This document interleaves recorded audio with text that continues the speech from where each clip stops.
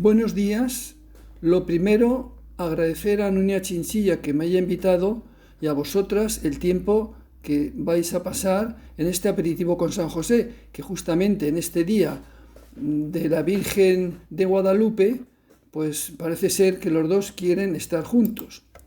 Hace 4 años estaba pasando una pequeña crisis y se la conté a mi amigo que me dijo, porque le dije, mira, yo tengo que escribir todos los meses un artículo sobre la Virgen en el blog de Amigos de la Virgen y se me quedó en blanco, no sé qué escribir sobre la Virgen. Entonces me dijo, ¿y por qué no escribes sobre San José?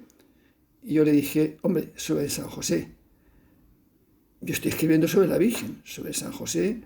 Pues hombre, sufrió mucho, lo pasó muy mal y no dijo nada. O sea que no tenía mucho temas que escribir. Pero le hice caso. Hoy me pasa lo mismo y es que estoy aquí en un foro en el cual tendría que hablar de la maternidad y de los empresarios y no de la paternidad y de un hombre que no dijo nada. Vamos a tratar durante estos minutos de conseguir 2 objetivos. Uno es conocer mejor a Jesús, a José, y segundo, haceros una propuesta que la haré al final de la exposición. Vamos a enfocar, por tanto, esto en la profesión y en la filiación. Lo primero vamos a ver la profesión de José. Para hablar de la profesión de José tenemos que remontarnos a 50 años antes del nacimiento de Jesús. En ese momento hay 2 focos. El foco principal está en la parte de abajo, en la flecha amarilla, que es Judea, Jerusalén, donde toda la ciudad bulle esperando el Mesías. Sin embargo, en el norte, en Galilea, esa ciudad donde Natanael dice, ¿puede salir algo bueno de Nazaret? Pues efectivamente en las montañas de Galilea hay una pequeña ciudad que es Nazaret, pero hay unas ruinas de una ciudad muy grande que fue la residencia de verano de Herodes Antipas. Bien, ya en este mismo mapa podemos ver 2 cosas. Una, la gran distancia que había entre Nazaret y Jerusalén, donde bajaban a pie tanto la Virgen como José, y luego ya cuando nació el niño, pues también, es decir, que se hacían 300 kilómetros a pie, más todo lo que tuvo que andar. Esa ciudad, que hoy son unas ruinas, se llamaba Séforis, y es una ciudad pues que tuvo una producción de palacios y como una corte de verano donde había muchísimo trabajo. Nazaret estaba a unos 6 o 7 kilómetros de Séforis y era un pueblo de unos 300 habitantes. Entonces ahí aparece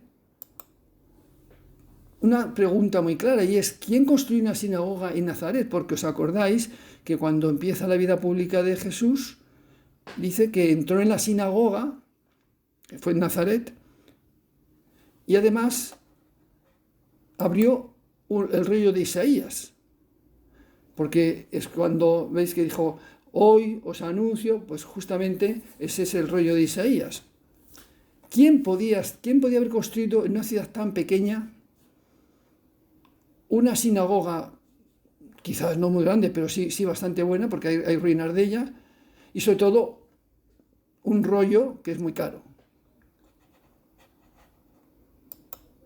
Pues ese tal es Jacob. Jacob es el padre de José. Y resulta que trabajaba en Séforis. Le llamaban Tectón, que significa en griego arquitecto o constructor. Se tradujo al latín como faber y al español como carpintero o artesano. Pero en el griego dice que José era Tectón, porque era hijo de Jacob, que era Tectón.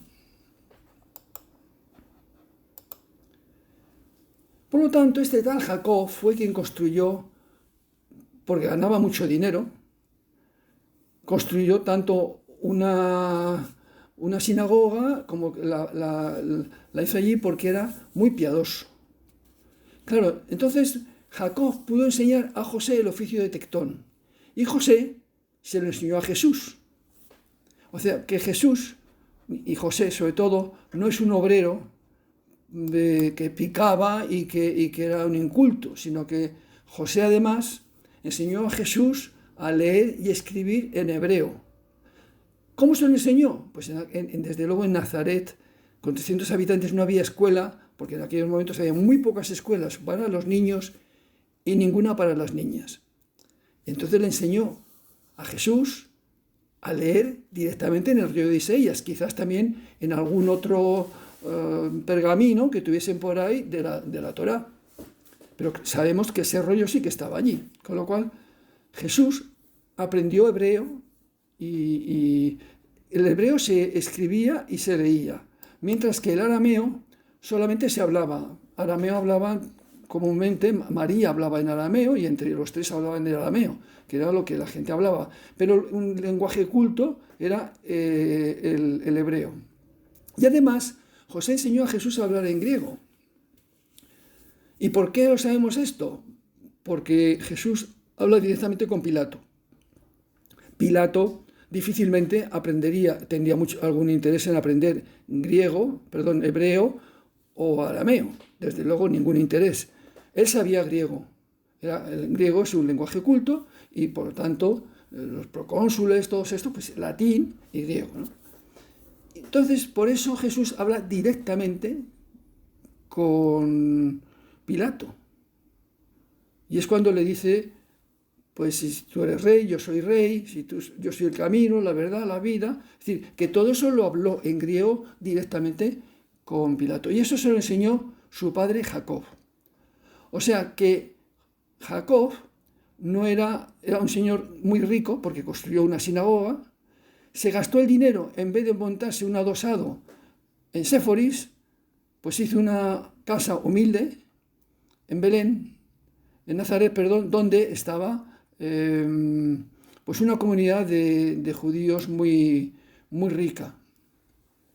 Muy rica en sabiduría, porque eran muy pobres en cuanto que eran todos pastores o labriegos, pero de una tierra de no grandes cosechas, unas olivas, es decir, montaña, pues eso, de un pueblo pobre.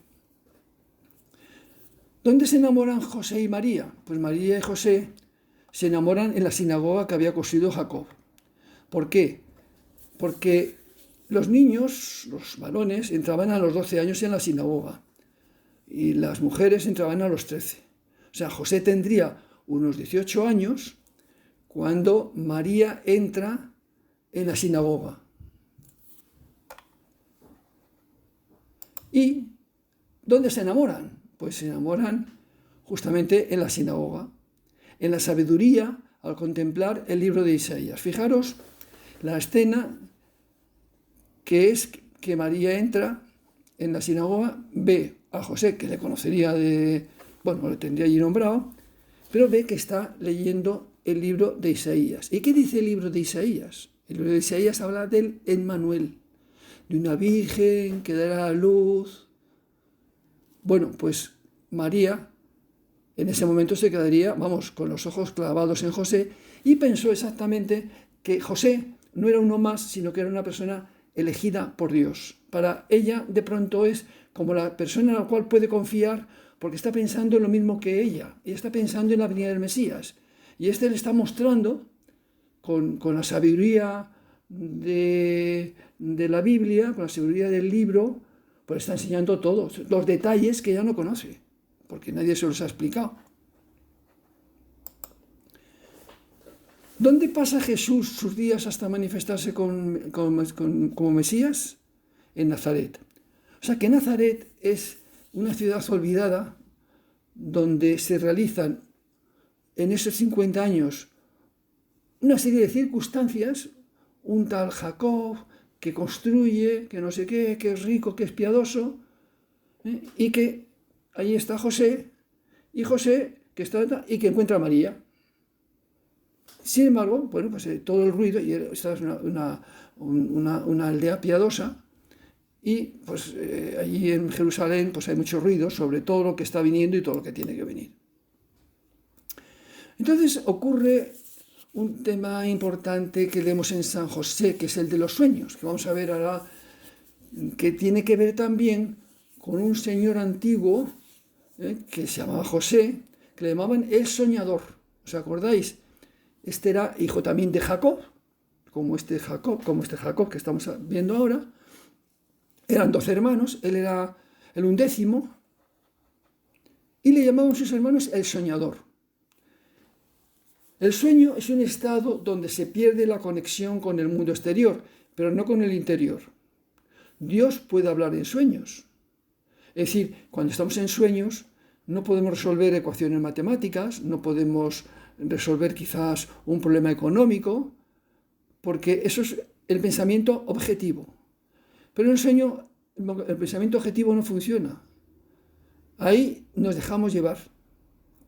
Son otros entornos los que se mueven el sueño. Por ejemplo, se ha visto poniendo un casquete para hacer una cartografía a unas monjas contemplativas, como cuando entran en profunda contemplación produce un efecto similar al sueño. Se enciende una zona del cerebro que es la misma tanto en el sueño profundo como en la meditación profunda. Esto es importante porque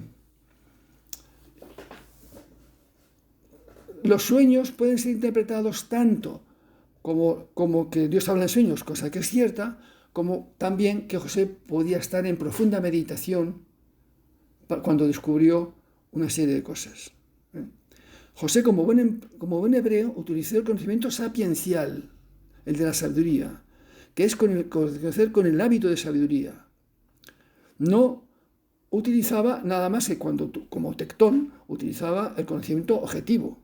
Es decir, él sabía diseñar las construcciones de las casas o las tallas de las piedras o lo que fuese necesario. Pero utilizaba la sabiduría para hablar con Dios. Sabéis que tuvo 4 sueños. Alguno de ellos pudo ser efectivamente en sueños como el de la huida de Egipto, pero otro pudo ser haciendo oración. Bueno, entonces ya podemos invitar a José porque sí que tiene una buena profesión. Es decir, José era de familia real, rico, un profesional altamente cualificado, sabio, sabía idiomas, leía la Torá, muy piadoso. Bueno, y además tendría unos 18, 19 años cuando se casó con María.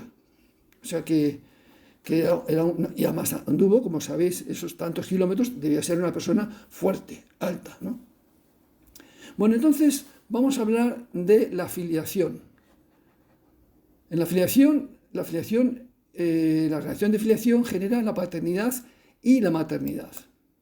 Entonces, primera pregunta. ¿José de Nazaret fue verdaderamente padre de Jesús?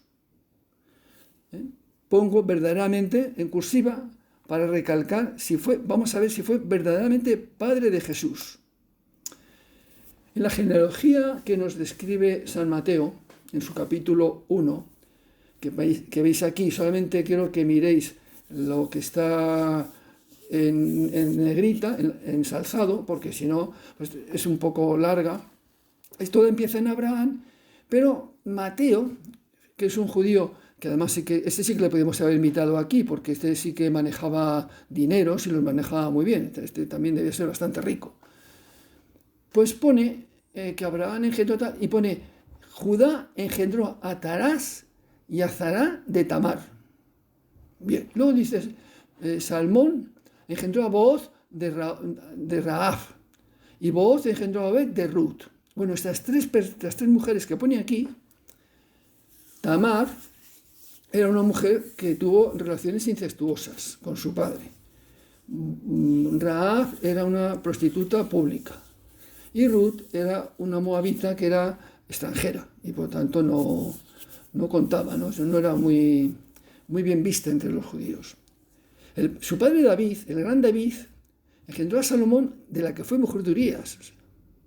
Lo engendra no de su mujer, sino pues de una relación extramatrimonial. Bien, Y seguimos ya al final donde dice, después de la deportación a Babilonia, Matán engendró a Jacob, Jacob engendró a José, el esposo de María, de la cual nació Jesús llamado Cristo. Mateo lo que persigue es decir, aquí yo pongo a María, pero que nadie me ponga la excusa de María, porque ya todos los anteriores a David, pues ya se ve, y el propio David, es decir, Salomón y Jacob tienen la misma línea descendente, por lo tanto, nadie puede decir que puede haber alguna ilegitimidad.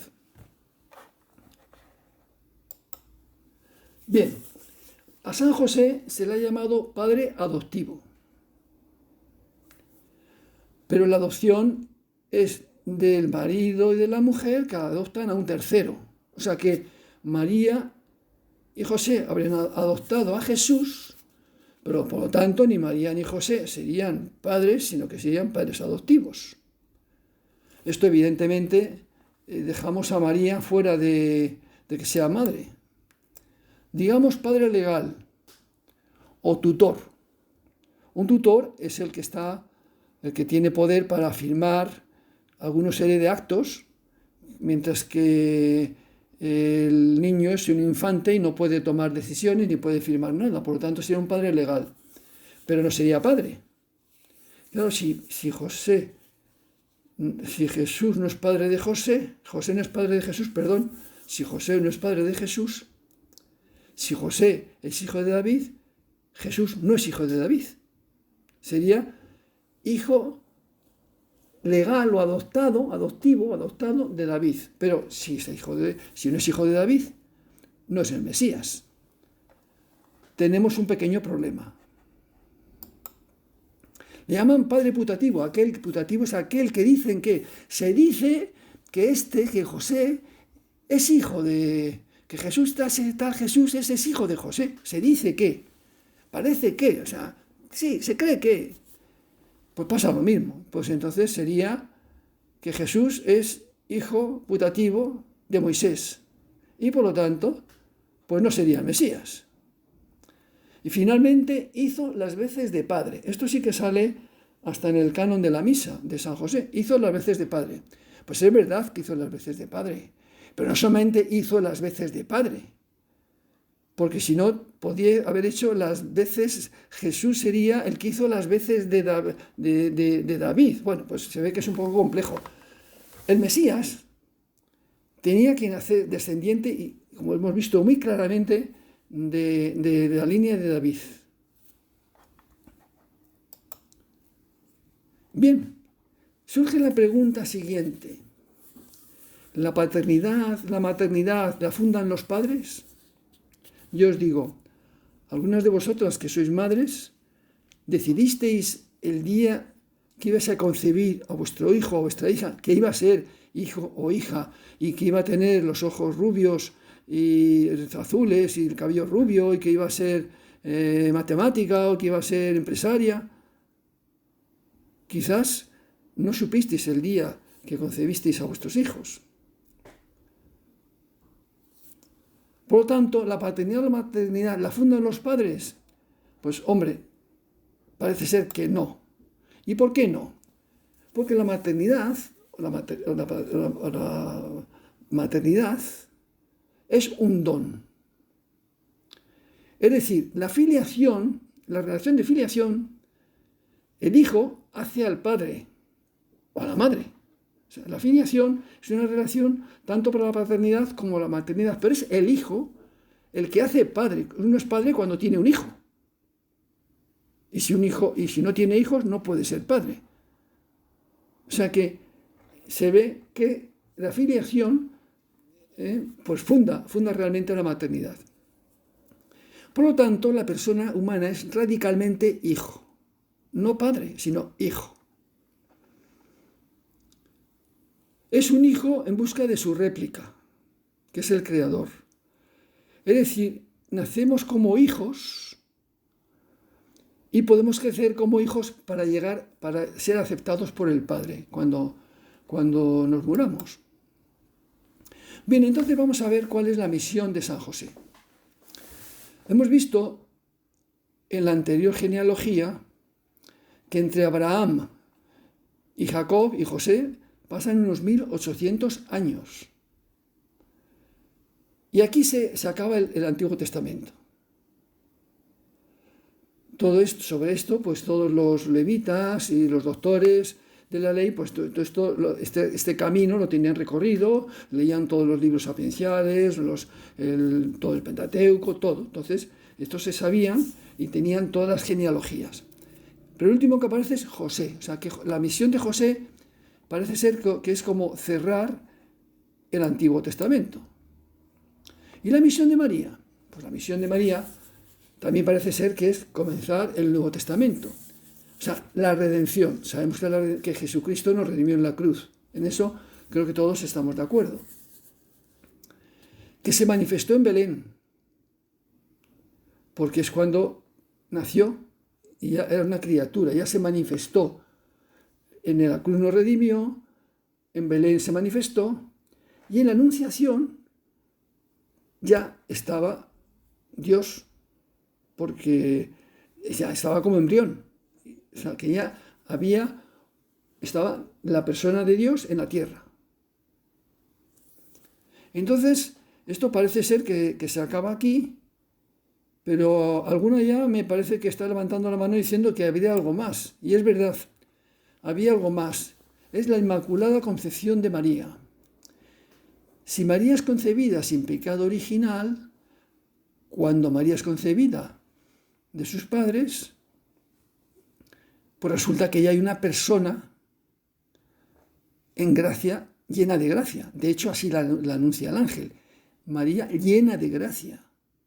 El Señor está contigo. O sea, en la tierra, en ese momento es cuando realmente empieza la redención.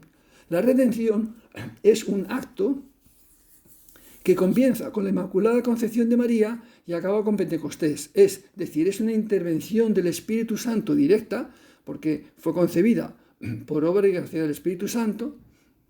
Es una intervención directa del Espíritu Santo para concebirla como Inmaculada. Y también, cuando acaba Pentecostés, que llena del Espíritu Santo. Entonces, ¿qué pasa? Pues pasa que tenemos dos ejes, dos líneas paralelas, que según me enseñaron cuando era joven, pues es que no se juntan en el infinito, es decir, no se juntan nunca, en la realidad. Efectivamente, entonces el Antiguo Testamento y el Nuevo Testamento, pues no se juntan. ¿Cómo se juntarían? Pues muy fácil. Se juntan justamente, con todo lo que hemos contado antes de Jacob, cuando María y José se casan. ¿Por qué? Porque ese casamiento, pongo en la parte izquierda que el matrimonio de los judíos es de los no redimidos, es decir, había una prevalencia del varón sobre la mujer, de tal forma que podía repudiarla, podía tener varias mujeres, etc.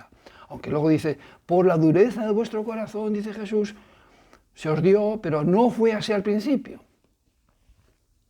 ¿Cuál fue el principio? Pues el principio es la aceptación mutua entre dos personas iguales.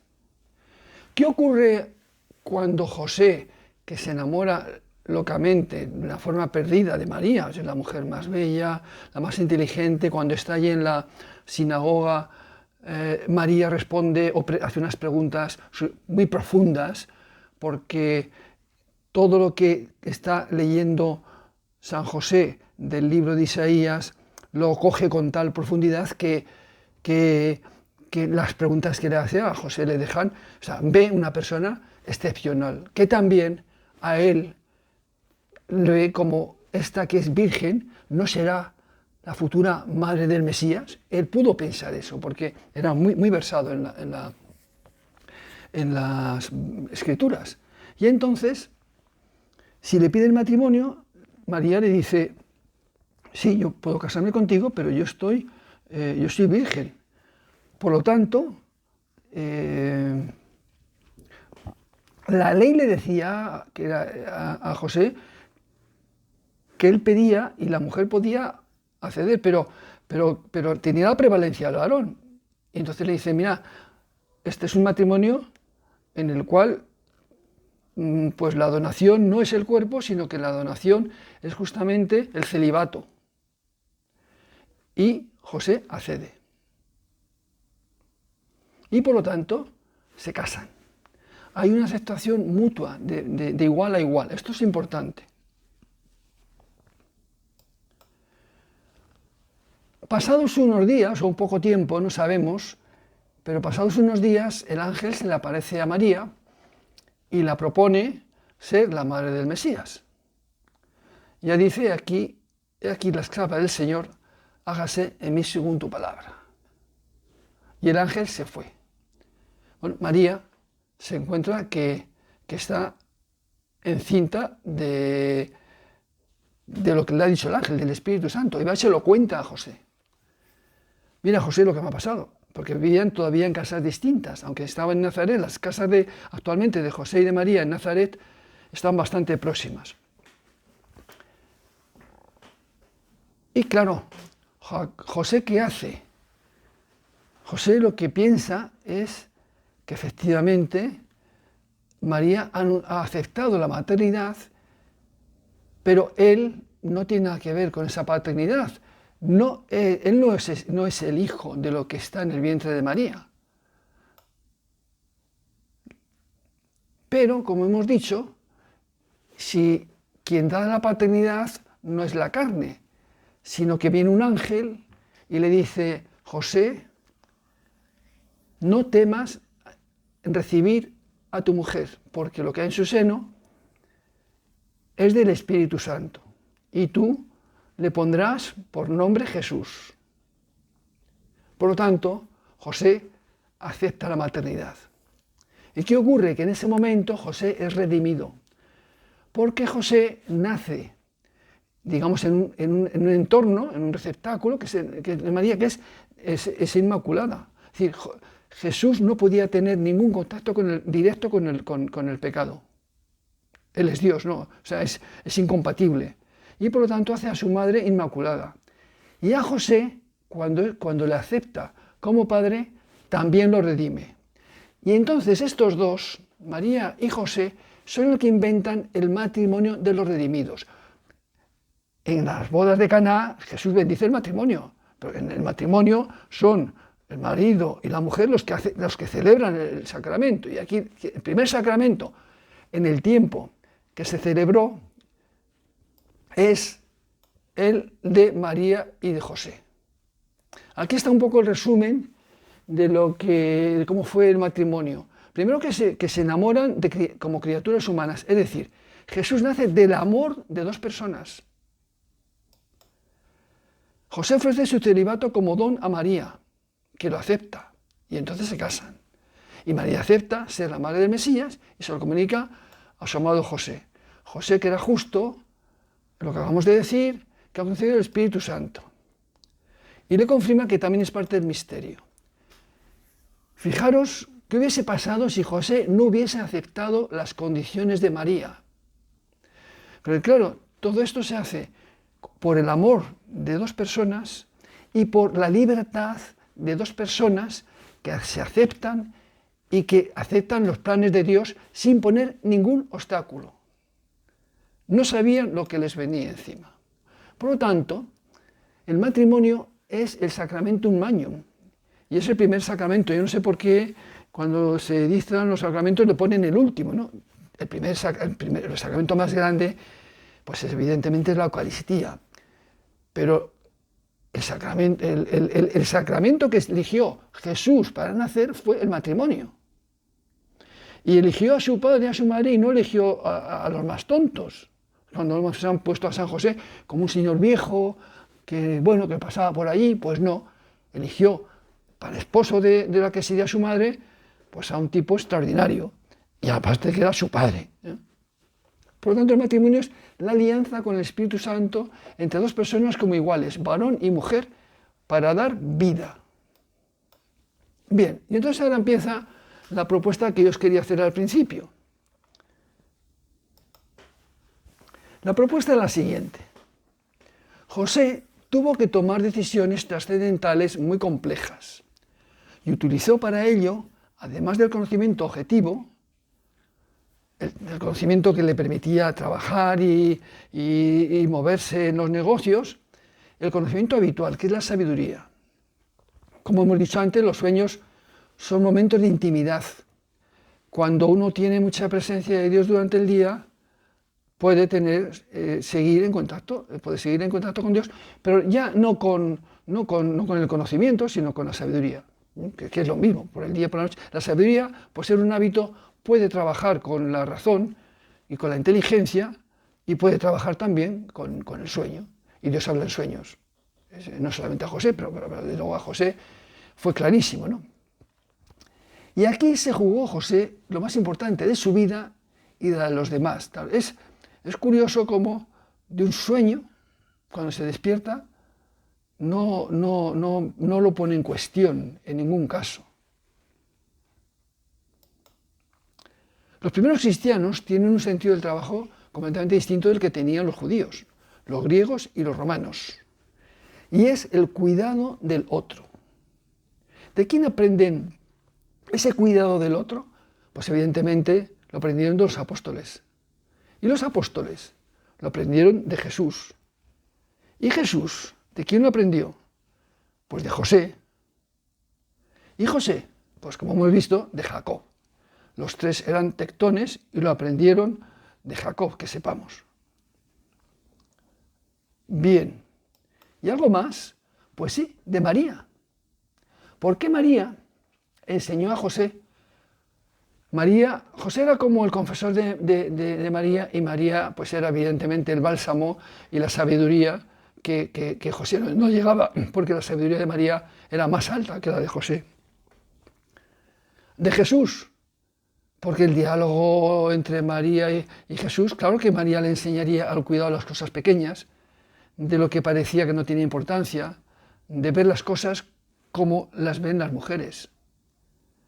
Y a los apóstoles, cuando se va Jesús al cielo, ¿por qué se queda tantos años, 13 años aproximadamente, 15 años en la tierra?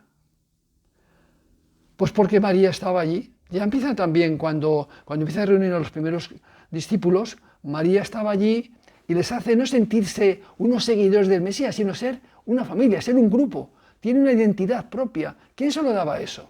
Porque cuando uno ve a un gurú, pues el gurú acapara todo. Pero María estaba allí y no se sentían solo seguidores de un gurú, sino que se sentían como en una familia, y eso lo da María.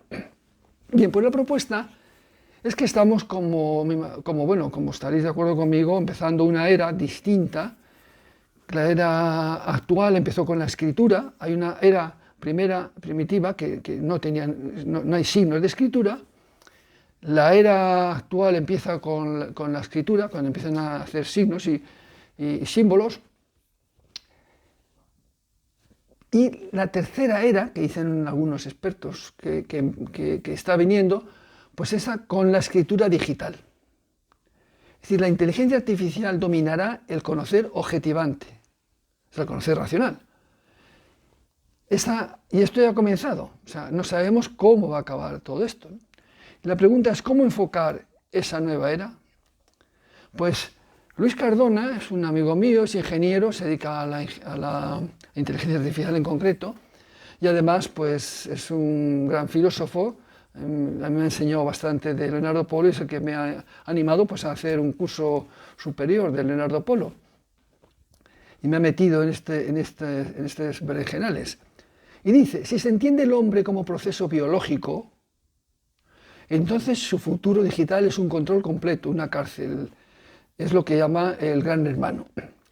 Pero cuando se entiende al hombre como ser espiritual vivo, entonces su futuro digital es libertad trascendental. Es decir, para un cristiano, la inteligencia artificial tiene que ser un medio de progresar.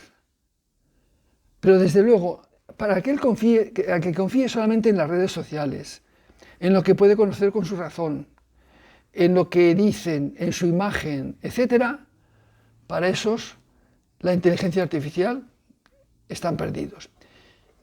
Y Benedicto XVI nos dice también una cosa muy interesante al respecto. Dice, al encontrar a Cristo, entramos en contacto, más aún en comunión, con la vida misma y ya hemos cruzado el umbral de la muerte, porque estamos en contacto más allá de la vida biológica con la vida verdadera. Es decir, la vida biológica, la inteligencia artificial tendrá mucho que decir, pero en la vida verdadera absolutamente nada.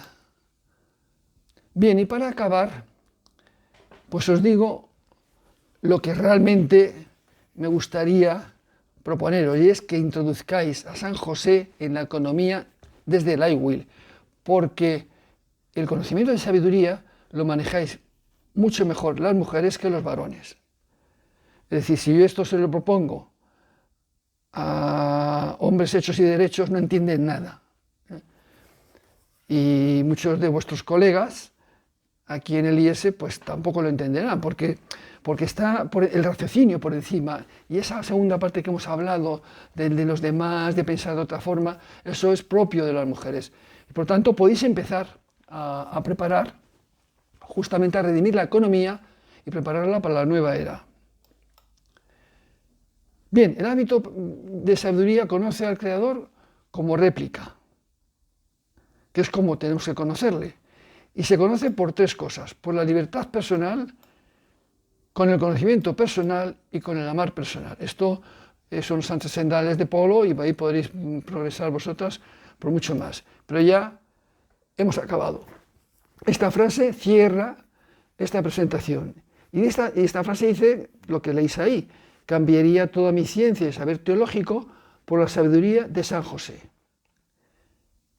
¿Quién dijo esto? Pues sí, Benedicto XVI, en sus últimos días en este mundo. Muchas gracias, hemos acabado, y bueno, pues eso, muchas gracias a todas.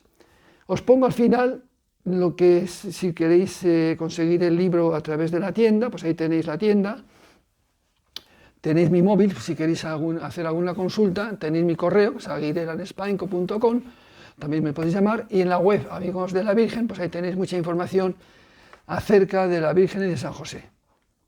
Gracias.